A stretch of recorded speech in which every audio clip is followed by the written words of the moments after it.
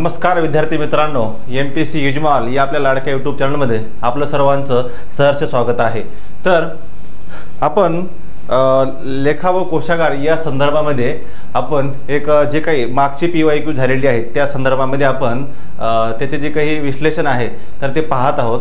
आणि त्याच्या अगोदर एक महत्त्वाची बाब म्हणजे अशी की आपण जे आतुरतेने वाट पाहत होतात की कोकण विभागाची जी काही 179 जागाची जी काही जाहिरात आहे ती पण या ठिकाणी आलेली आहे। त्यामुळे तुमची जी काही प्रतीक्षा आहे तर ती या ठिकाणी आता म्हणजे संपलेली आहे आणि त्या आपल्या अपेक्षेप्रमाणे या ठिकाणी जागा आलेल्या आहेत। त्यामुळे एक जोमानं किंवा तयारीनं आपण कामाला लागणं खूप गरजेचं आहे। त्यामुळेच आम्ही याच्या अगोदरच जी काही विश्लेषण आहे किंवा PYQ आहे या संदर्भात सुद्धा आम्ही लेक्चर किंवा एक व्हिडिओ अपलोड केलेले आहे। त्यामध्ये जे काही वेगवेगळे विषय आहेत या संदर्भातले प्रत्येक विषयाचे मागच्या 2019ला जो काही पेपर झाला तर त्या संदर्भातले प्रश्न त्या ठिकाणी टाकलेले आहेत किंवा त्याचा विश्लेषण किंवा सराव आपण घेतलेला आहे।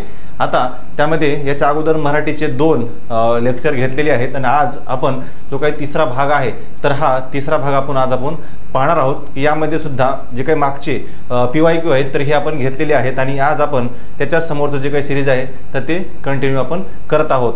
तर पहा, आजचा जो पहिला प्रश्न आहे तर हा पहिला प्रश्न पहा की देह जावो अथवा राहो पांडुरंग दृढ बाहो। काय देह जावो अथवा बाहो तर पांडुरंग दृढ भाहो। तर या वाक्यामध्ये उभयान्वयी अव्यय आपल्याला विचारले आहे। उभयान्वयी अव्यय हे म्हणजे काय तर समुच्चय करतं किंवा वाक्य जोडण्याचं काम करतं। काय वाक्य जोडण्याचं काम या ठिकाणी हे अवयव करतं। म्हणून उभय म्हणजेच काय, उभय म्हणजे 2 घटक आणि अन्वय म्हणजे जोडण्याचं काम करणारा, म्हणजे उभय पक्षामध्ये किंवा 2 घटकामध्ये जोडणी करण्याचं काम करणारा आपण याला म्हणतो। तर या ठिकाणी अथवा म्हणजे काय तर विकल्प हा भाग आलेला आहे।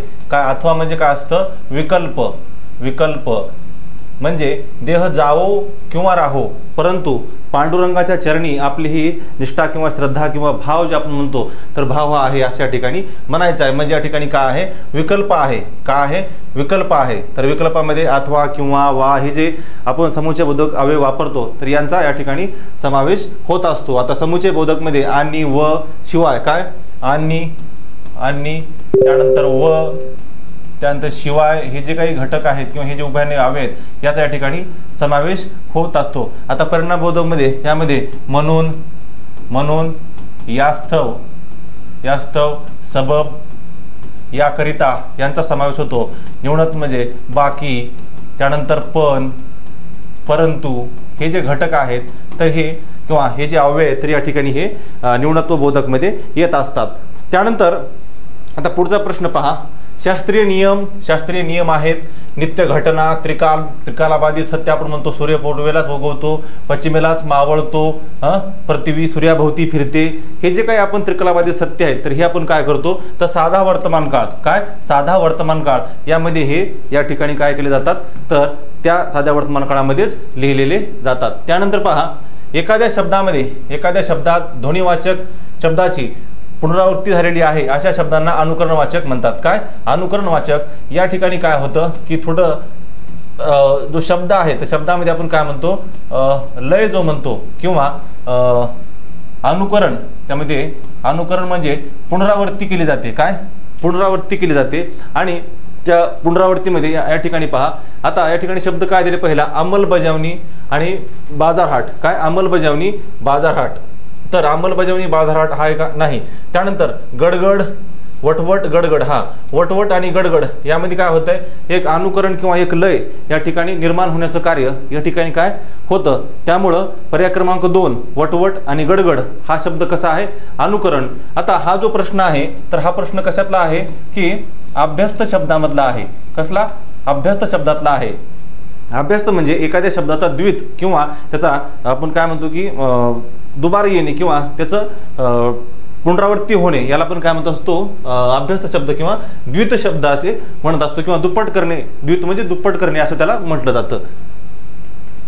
त्यानंतर पहा, दामोदरने उत्तम अभ्यास केला म्हणून त्याला यश मिळाले। पहा या ठिकाणी उभ्यान्वयी अव्यय विचारलेला आहे। काय उभ्यान्वयी अव्यय विचारलेला आहे। तर यात पहा, दामोदरने अभ्यास केला हे एक वाक्य आहे आणि त्याला यश मिळाले हे 2 वाक्य आहेत, परंतु या 2 वाक्याला जोडण्याचं काम कोणी केलेलं आहे? म्हणून याने केलेलं आहे।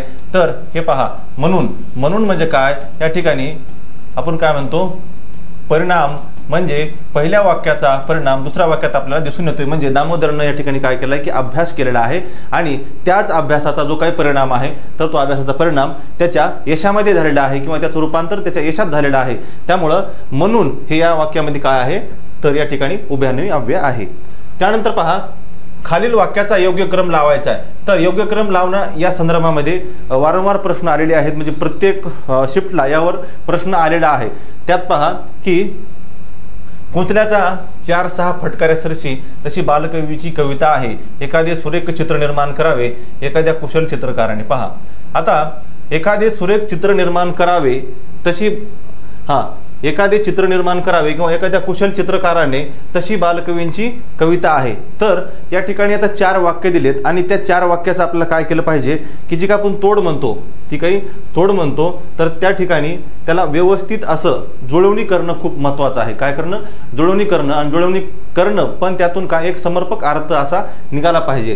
त्यात पहा, एखाद्या कुशल चित्रकाराने कुंचल्याच्या 4-6 फटक्यासरशी 4-6 फटक्यासरशी एखादे सुरेख चित्र निर्माण करावे तशी बालकवींची कविता आहे। म्हणजे 4-1-3-2 पहा पर्यायामध्ये 4-1-3-2 एखादे कुशल चित्रकाराने कुंचल्याच्या 4-6 फटक्यासरशी एखादे सुरेख चित्र निर्माण करावे तशी बालकवींची कविता आहे, असं हे पूर्ण वाक्य या ठिकाणी होतं। पर्याय क्रमांक 2 4-1-3-2। त्यानंतर पहा, खालील पैकी कोणते शब्दयोगी अव्ययनामांना जोडून येत नाही? तर पहा, तर शब्दयोगी अव्यय जे म्हणतात यामध्ये काय तर शुद्ध शब्दयोगी अव्यय हा जो घटक आहे तर यात काही असे आहेत की त्यामध्ये सुद्धा आहे, सुद्धा, त्यानंतर त्यानंतर मात्रा आहे, त्यानंतर आता या ठिकाणी फक्त पण दिलेला आहे। हे जे काही घटक आहेत तर या ठिकाणी कसं की जेव्हा हे काय होतात की शब्दयोगी अव्यय आपण याला म्हणतो, परंतु हे शब्दाला जोडून येतात, परंतु येत असताना याला काय होतं की आता सामान्य नाम जेव्हा होतं, सामान्य नाम किंवा सामान्य स्वरूप जेव्हा होतं, सामान्य रूप आपण त्याला म्हणू, परंतु जेव्हा हे जोडून येतात सुद्धा, च, मात्र हे जे काही आहेत तर हे जेव्हा जोडून येतात त्या ठिकाणी त्या शब्दाचं सामान्य रूप होत नाही, परंतु बाकीच्या जेव्हा शब्दांना शब्दयोगी अव्यय जोडून येतात तेव्हा त्याचं काय होतं की सामान्य रूप होतं। त्यामुळे पहा, आता हे देखील हा जे आहे आता हे एकंदरीत आपण पाहिले सुद्धा, च, मात्र। आता या ठिकाणी आपण काय म्हणतो, आता तुम्ही सुद्धा असेल, तुम्ही सुद्धा, त्यानंतर आता हनुमानच हे घटक आहे, त्यानंतर तिळमात्र असेल, तिळमात्र असेल, त्याच्यानंतर ही आता समजा चंदू ही किंवा चंपा ही आपण असं लिहू, त्यानंतर देखील तुम्ही देखील आहे। म्हणजे या ठिकाणी जशाच तसे जे काही पाठीमागचे नाम आहेत त्यामध्ये कसलाही बदल न होता त्या ठिकाणी ते फक्त शुद्ध स्वरूप म्हणजे जे आपण ज्याला म्हणतो की त्यात सामान्य रूप त्याचं होत नाही नामाचं, तसेच ते त्याला लागून येत असतात, म्हणून त्यांना शुद्ध शब्दयोगी अव्यय असं म्हटलं जातं। त्यानंतर पहा, हातातोंडाची गाठ पडणे। तर हातातोंडाची गाठ पडणे म्हणजे काय नेमकं, तर आपण म्हणतो हातातोंडाची गाठ केव्हा पडते, जेव्हा आपण जेवण करतो तेव्हा आपला जो हात आहे तर आपल्या मुखाशी किंवा तोंडाशी स्पर्श करतो, त्यामुळे आपण त्यांना काय म्हणतो की हातातोंडाची गाठ पडणे म्हणजे जेमतेमच खायला मिळणे। पहा, जेमतेमच खायला मिळणे या ठिकाणी पहिलाच पर्याय आहे की जेमतेमच खायला मिळणे म्हणजे क्वचितपणे आपल्या तोंडाची आणि हाताची या ठिकाणी काय होत आहे तर घाट पडत आहे असं या ठिकाणी म्हणायचं आहे, त्यामुळं जेमतेच खायला मिळणे पर्याय क्रमांक 1। त्यानंतर पहा, खालील मन पूर्ण करण्यासाठी कोणता पर्याय योग्य आहे? टाकीचे घाव सोसल्याशिवाय देवपण येत नाही।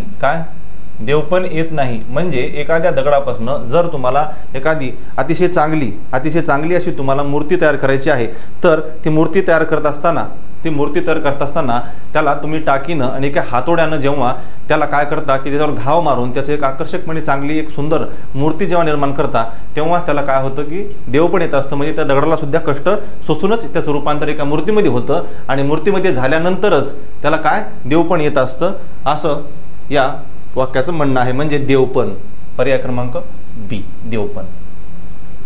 त्यानंतर दिलेल्या पर्यायातून समुच्चय बोधक पहा. आता समुच्चय बोधक आता या ठिकाणी म्हणून सबब याकरिता हे काय आहे,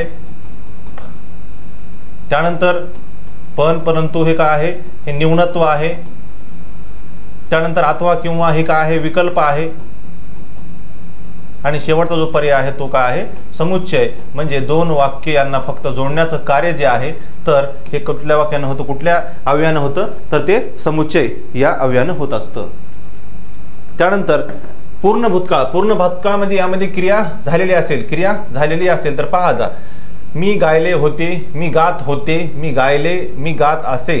तर पर्याय क्रमांक 1 जो आहे होते, मी गायले होते, या ठिकाणी क्रिया ही काय झालेली आहे, पूर्ण भूतकाळी आहे. त्यामुळे जास्त विचार करण्याचं या ठिकाणी काहीच कारण नाही. तुम्हाला वाक्य वाचल्यानंतर लगेच समजतं की जी क्रियापद आहेत या ठिकाणी मुख्य क्रियापद गायले आणि त्याला जे काही संयुक्त क्रियापद आलेलं आहे ते संयुक्त क्रियापद काय आहे, होते हे संयुक्त क्रियापद आहे त्या ठिकाणी. म्हणून गायले होते या ठिकाणी क्रिया ही पूर्ण झालेली आहे, भूतकाळी वाक्य आहे हे आणि या ठिकाणी क्रिया ही पूर्ण झालेली आहे. त्यानंतर पुढचं पहा प्रश्न, अतिशय श्रीमंत घरात जन्मलेल्या बाबा आमटेमध्ये गाळलेल्या जागी आपल्या योग्य काय करायचे आहे, तर या ठिकाणी पर्याय निवडायचा आहे. तर बंडखोर वृत्ती लहानपणापासून होणार. त्यानंतर तिसरा पर्याय आहे बंडखोर वृत्ती लहानपणाशी होती आणि चौथा आहे बंडखोर वृत्ती लहानपणापासूनच होती. तर वाक्य पहा, अतिशय श्रीमंत घरात जन्मलेल्या बाबा आमटेमध्ये बंडखोर वृत्ती ही लहानपणापासूनच होती. काय, लहानपणापासूनच म्हणजे उपजतच त्याच्यामध्ये बंडखोरपणाची वृत्ती होती आणि त्यामुळेच त्यांनी समाज विकासामध्ये एवढ्या मोठ्या प्रमाणात योगदान दिलेलं आहे. पर्याय क्रमांक 4, बंडखोर वृत्ती ही त्यांच्यामध्ये लहानपणापासूनच होती. हे याचं 4 नंबरचं उत्तर आहे. त्यानंतर मुले खो खो खेळतात. काय, मुले खो खो खेळतात. तर या ठिकाणी प्रयोग विचारलेला आहे. तर पहा, कर्ता या ठिकाणी काय आहे, तर प्रथमांतच आहे. का आहे, प्रथमांतच आहे.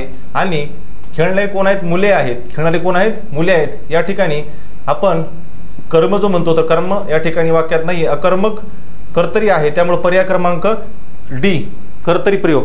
पर्याय क्रमांक डी 4 काय आहे, कर्तरी प्रयोग. त्यानंतर खालील चुकीची जोडी ओळखा. तर यामध्ये पहा, अश्वस म्हणजे हय तुरुंग वारो, घोडा अश्व हे जे समानार्थी शब्द आहेत.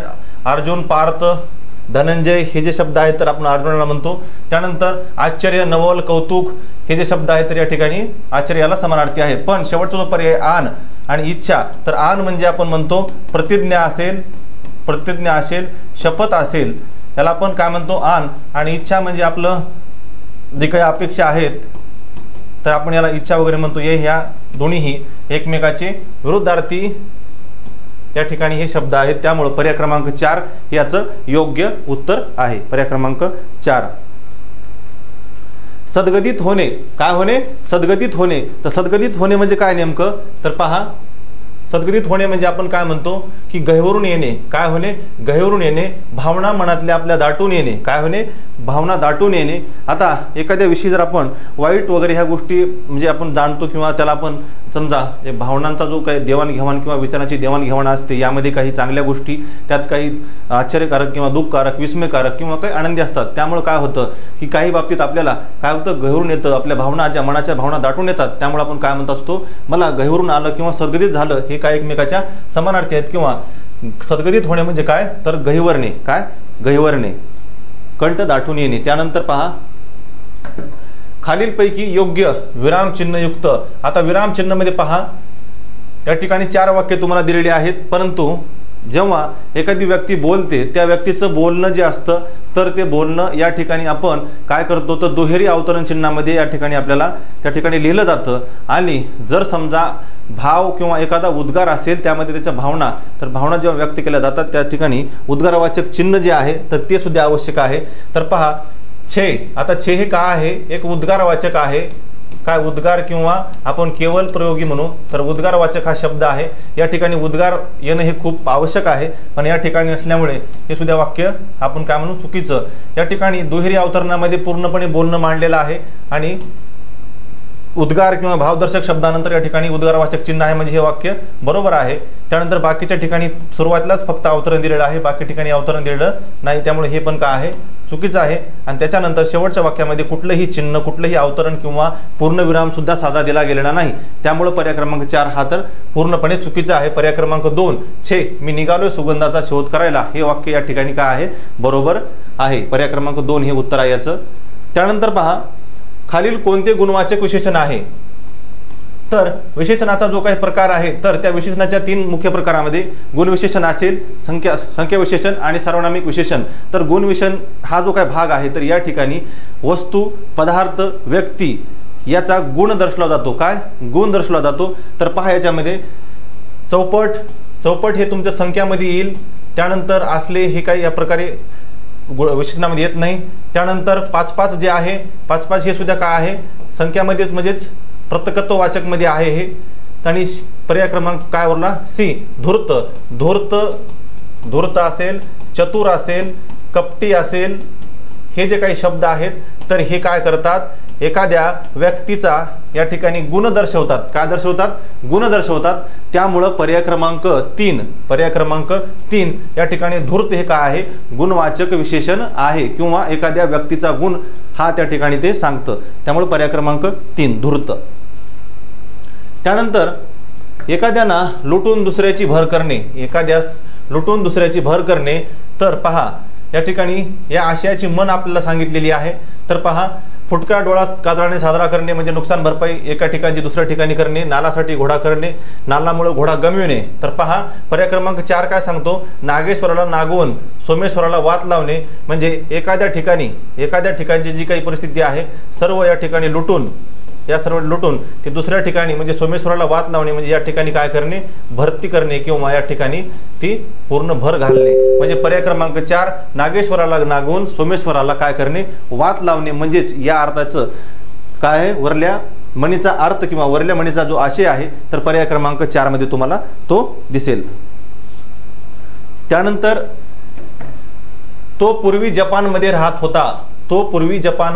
राहत होता, याचं आपल्याला शब्दाची जात ओळखायची आहे। तर ही काय आहे हे आहे क्रियाविशेषण अव्यय, काय आहे क्रियाविशेषण अव्यय, आणि त्यामध्ये हे काय आहे हे कालवाचक आहे। कालवाचक आज उद्या परवा मागे पूर्वी हे जे काही आहेत म्हणजे कालदर्शक त्या ठिकाणी काय केलं जातं तर काळाचा जो काय बोध म्हणतो आपण त्यासाठी हे वापरलं जातं। त्यामुळं पूर्वी जपानमध्ये राहत होता किंवा तो जपानमध्ये होता, तर हे काय आहे क्रियाविशेषण अव्यय आहे आणि क्रियाविशेषण अव्यय हे स्वतंत्र येतं, या ठिकाणी हे स्वतंत्रच आलेलं आहे।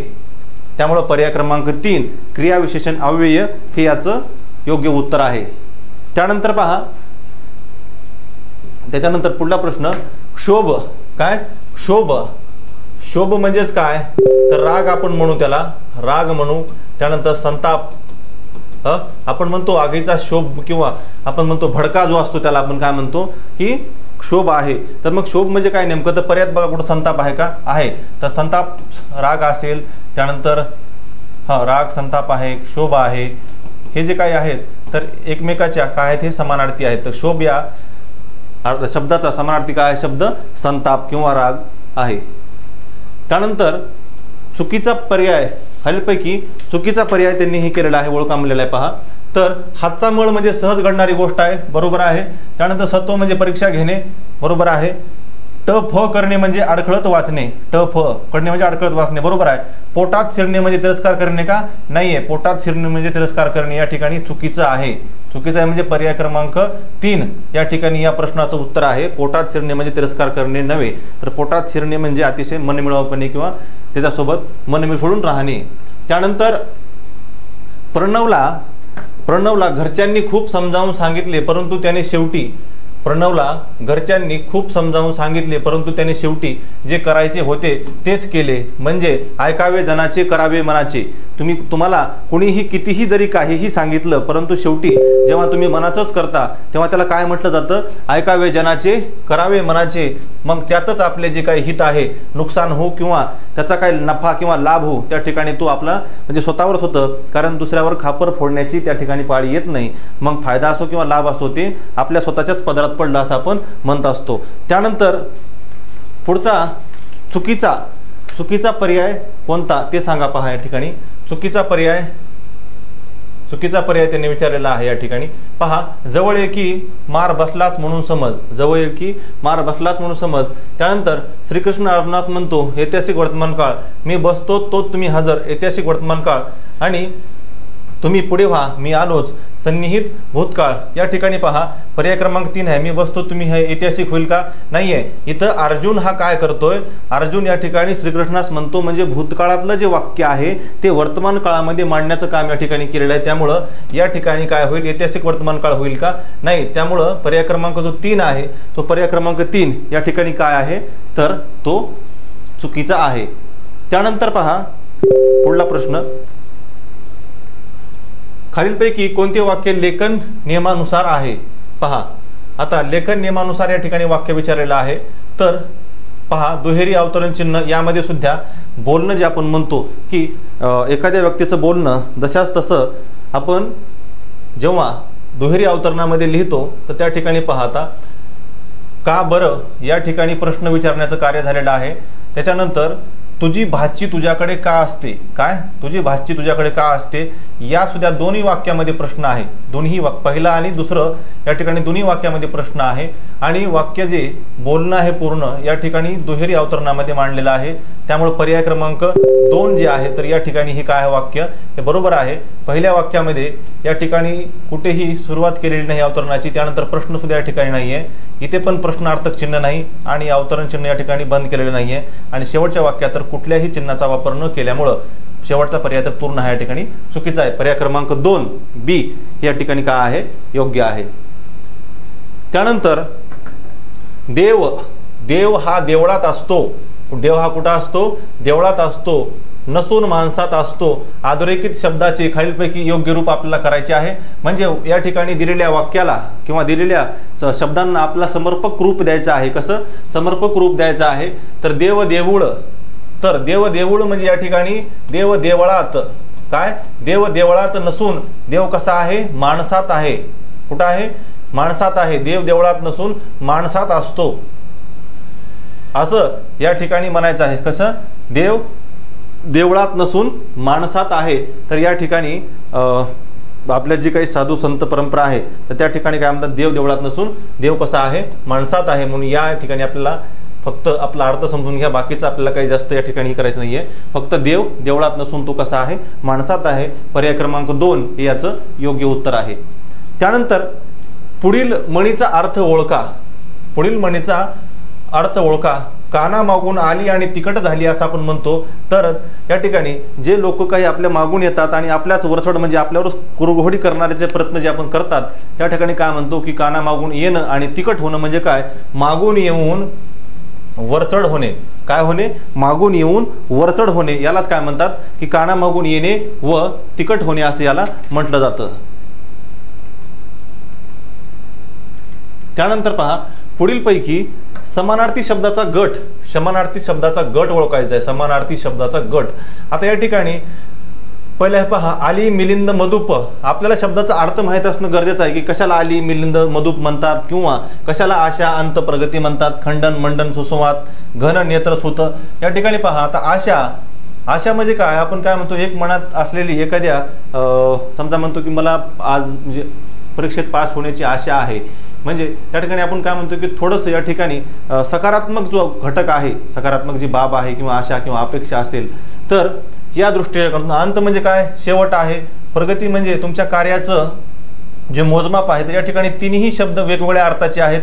त्या ठिकाणी खंडन मंडन सुसंवाद ही सुद्धा या ठिकाणी तिन्ही वेगळ्या अर्थाचे शब्द आहेत. घन म्हणजे ढग असेल, नेत्र असेल म्हणजे डोळा, सूत म्हणजे पुत्र किंवा हे असेल, हे तिन्ही पर्याय वेगवेगळ्या अर्थाचे आहेत, तिन्ही पर्याय वेगवेगळ्या अर्थाचे आहेत. आणि पर्याय क्रमांक 1 आली, मिलिंद, मधुप, काय भुंगा किंवा आपण त्याला म्हणतो, या समानार्थी शब्द आहेत तिचे, आली, मिलिप, मधुर, या ठिकाणी पर्याय क्रमांक 1 हे या ठिकाणी योग्य आहे. त्यानंतर सुरेशने गाणे गायले असेल, गायलेले असेल म्हणजे या ठिकाणी भविष्यकाळ आहे, आता असेलच आहे, काय गायलेले असेल म्हणजे या ठिकाणी भविष्यकाळी वाक्य आहे. परंतु आता पर्यायामध्ये पहा, अपूर्ण भविष्यकाळ आहे. काय आहे अपूर्ण भविष्यकाळ? पूर्ण भविष्यकाळ, रीती भविष्यकाळ आणि साधा भविष्यकाळ असे या ठिकाणी 4 पर्याय दिलेले आहेत. परंतु या ठिकाणी गायलेले असेल आहे, असेल आहे म्हणजे या ठिकाणी क्रिया पूर्ण झालेली आहे. गात असेल तर या ठिकाणी काय होईल? अपूर्ण होईल. काय होईल? अपूर्ण होईल. आणि या ठिकाणी गायलेले असेल म्हणजे काय, तर क्रिया काय झालेली आहे, तर पूर्ण भविष्यकाळ आहे. या ठिकाणी काय पूर्ण भविष्यकाळ म्हणजे ज्या ठिकाणी क्रिया पूर्ण होते त्या ठिकाणचा जो काळ असतो, मग तो भूत असो, वर्तमान असो किंवा भविष्य असो, त्या ठिकाणी तो कसा असतो, तर तो पूर्ण भविष्यकाळ असतो. त्यानंतर खालील दिलेले शब्द आहेत, त्यात शब्दयोगी अव्यय जोडताना सामान्य रूप केलेले आहे, परंतु त्यात चुकीचा कुठला शब्द किंवा चुकीचा कुठला पर्याय आहे. तर पहा, आता सामान्य रूप होत असताना, सामान्य रूप जेव्हा होतं तेव्हा सामान्य रूप होत असताना आणि सामान्य रूप होऊनच शब्दयोगी अव्यय तयार होतं. काय शब्दयोगी अव्यय तयार होतं? जसं की झाड आहे आणि याला आपलं वर लावायचं आहे किंवा वर हे उभ्यान्वयी अव्यय आहे, आपलं काय शब्दयोगी अव्यय आहे, तर याला लावत असताना झाडचं आपल्याला काय करावं लागेल? झाडा, आकारांत त्याचं आपल्याला सामान्य रूप करावं लागेल. काय करावं लागेल? सामान्य रूप करावं लागेल. त्याच्यानंतर पहा, आता घर आपलं ह्या ठिकाणी मांडव खाली होईल का? नाहीये, तर या ठिकाणी मांडवा खाली होईल. मांडवा खाली काय होईल? मांडवा खाली. मांडवचं मांडवा हा काय होईल? या ठिकाणी याचं सामान्य रूप काय होईल? हे मांडवा सामान्य रूप होईल. सामान्य रूप काय होईल? मांडवा. आणि मग त्याला जेव्हा हे खाली हे शब्दयोगी अव्यय लागेल तेव्हा त्याचं काय होईल? मांडवा खाली हे बरोबर होईल. त्यानंतर आता घरटे आहे, तर घरटेचं काय या ठिकाणी? घरट्या हे होतं, त्यामुळं घरट्या बाहेर हे बरोबर आहे. घरचं घरा हे सुद्धा बरोबर आहे. ढगा हे सुद्धा बरोबर आहे. म्हणजे याचं आकारांत झालेलं आहे आणि घरट्याचं काय झालेलं आहे? यकारांत झालेलं आहे. त्यामुळं पर्याय क्रमांक 1 जो आहे तर हा काय आहे? मांडवा खाली. म्हणजे पर्याय क्रमांक 1 या ठिकाणी चुकीचा, म्हणजे मांडव खाली असं दिलेलं आहे, परंतु त्या ठिकाणी मांडवा खाली असं असायला हवं आहे किंवा असं असायला पाहिजे. त्यानंतर पुढला क्रमानुसार वाक्य पहा. तर थोर साहित्यिक होते, भावविश्व संस्कारित करणारे साने गुरुजी हे आबालवृद्धांचे. पहा, साने गुरुजी हे आबालवृद्धांचे भावविश्व संस्कारित करणारे थोर साहित्यिक होते, असं वाक्य तयार होईल. कसं? साने गुरुजी हे आबालवृद्धांचे भावविश्व संस्कारित करणारे थोर साहित्यिक होते. पर्याय क्रमांक पहिला बघा 4 येईल, 4 नंतर 3 येईल, 4 3 2 1, 4 3 2 1. पर्याय क्रमांक बी 4 3 2 1. साने गुरुजी हे म्हणजे 3 येईल, त्यानंतर 4 येईल, त्यानंतर 2 आणि 1 असं येईल. 3 4 2 1 म्हणजे साने गुरुजी हे आबालवृद्धांचे भावविश्व संस्कारित करणारे थोर साहित्यिक होते. 3 4 2 1. पर्याय क्रमांक 3 म्हणजे सी हे याचं योग्य उत्तर त्या ठिकाणी येईल. त्यानंतर अभय देणे या वाक्प्रचाराचा अर्थ आपल्याला या ठिकाणी विचारलेला आहे. अभय या शब्दाचा अर्थ होतो जीवदान. काय? जीवदान. मग आता पहा, या ठिकाणी अभय नावाचा मुलगा चुकीचा आहे. त्यानंतर धीर देणे नाहीये, आश्रय देणे हे पण नाही, तर सुरक्षितपणाची खात्री देणे. काय देणे? सुरक्षितपणाची म्हणजे तुमच्या जीवाला कसलाही धोका होणार नाही याची तुम्हाला आम्ही अभय देतो. किंवा एखाद्या युद्धामध्ये समजा युद्ध सुरू आहे आणि त्या ठिकाणी समजा शत्रू पक्षातील एखादा व्यक्ती आपल्याकडे आला किंवा तो आता शत्रू जरी असेल तर त्या ठिकाणी आपण काय करतो की त्यातच आपल्या संबंधातला कोणी असेल आणि तो शत्रू पक्ष आदरित गेला असेल, त्या ठिकाणी आपण काय करतो की तुला मी अभय देतो, तुला मी किंवा जीवदान किंवा तुला जीवाची खात्री देण्याचं काम करतो असं आपण त्या ठिकाणी म्हणतो. त्यामुळं अभय देणं हे म्हणजे काय, तर अभय नावाचा मुलगा नसून सुरक्षितपणाची खात्री देणे. त्यानंतर आता खालील चुकीचा पर्याय काय, खालील चुकीचा पर्याय विचारलेला आहे. टेबल, पेपर हे काय आहेत, इंग्रजी आहे, बरोबर आहे. त्यानंतर बटाटा, तंबाखू हे पोर्तुगीज शब्द आहे, बरोबर आहे. त्यानंतर दादर, शेट, तामिळी हे चूक आहे. हे काय आहेत, हे गुजराती शब्द आहेत. कुठले आहेत, हे गुजराती शब्द आहेत. डोसा, उत्तप्पा, अन्ना, अडकित्ता हे जे शब्द आहेत ते कुंची वगैरे हे काय आहेत, हे कानडी आहेत.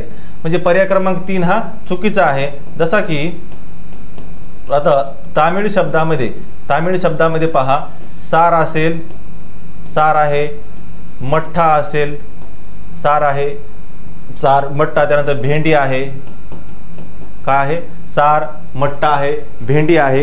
त्यानंतर पिल्लू म्हणा, त्यानंतर टेंगुळ हे शब्द काय आहेत, हे उदाहरणार्थ दाखल हे तुम्हाला दिले मी, हे तामिळ आहेत.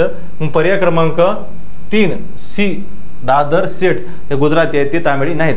त्यामुळं पर्याय क्रमांक 3 हा का आहे, चुकीचा आहे. तर या ठिकाणी आपण एकंदरीत 3 भागामध्ये जे काही 2019ला जे काही प्रश्न विचारलेले आहेत लेखा व कोशागार यासाठी मराठी विषयाचे, तर या संदर्भातला आपण म्हणजे तुमच्या थोडंसं तुमच्या मदतीसाठी म्हणा किंवा तुम्हाला जे काही प्रश्नाचं ॲनालिसिस आहे या संदर्भामध्ये तुम्हाला सुद्धा कळलं पाहिजे की म्हणजे कुठल्या घटकावर प्रश्न आलेत, कशा घटकाला म्हणजे तुम्हाला पण वेटेज दिलं पाहिजे, हे तुम्हाला पण समजणं खूप गरजेचं आहे. त्यामुळं एकंदरीत पाहता आता यावर्षी सुद्धा प्रश्नाच्या पॅटर्नमध्ये चेंज होऊ शकतो. तो आता जे काही घटक परीक्षा घेणार आहेत किंवा जो कोणी परीक्षा घेईल, जो विभाग म्हणा किंवा कुठली संस्था, तर त्याच्यावरती आता डिपेंडन्सी असते. परंतु पूर्व अनुभव जो आपण म्हणतो की पूर्व अनुभवाचा आपल्या येणाऱ्या आयुष्यामध्ये थोडाफार उपयोग तरी होतो. त्यामुळं जो काही पूर्वीचे प्रश्न आहेत हे त्या दृष्टीने महत्त्वाचे आहेत, कारण आपल्या पाठीमागचे अनुभव आपल्या म्हणजे पुढच्या आयुष्यासाठी अतिशय महत्त्वपूर्ण असतात. कुठे जरी आपण आडलो तर त्या ठिकाणी आपला जो काही अनुभव आहे तर तो अनुभव कमीत कमी थोड्या तरी प्रमाणामध्ये कामाला येत असतो. त्यामुळे हे प्रश्न खूप त्या दृष्टीनं एक मैलाचा जसा आपण दगड म्हणतो किंवा अतिशय एक उपकारक गोष्ट, तसं तुम्हाला याचा उपयोग होणार आहे. त्यामुळं याचा सराव करणं आणि याचं थोडंसं तथ्यात्मक विश्लेषण सुद्धा तुम्ही करा, ज्यामुळे तुम्हाला येणाऱ्या परीक्षेला सामोरं जाण्यासाठी अतिशय तुम्हाला मदत होईल. तर पहा, लाईक, कमेंट वगैरे करा आणि काही त्रुटी असतील ती तरी सांगा. त्यामुळं आम्हाला पण आणखी याच्यामध्ये बदल करता येईल किंवा तुमच्या मदतीसाठी किंवा तुमच्यासाठी आणखी काहीतरी नवोपक्रम आणता येईल. धन्यवाद.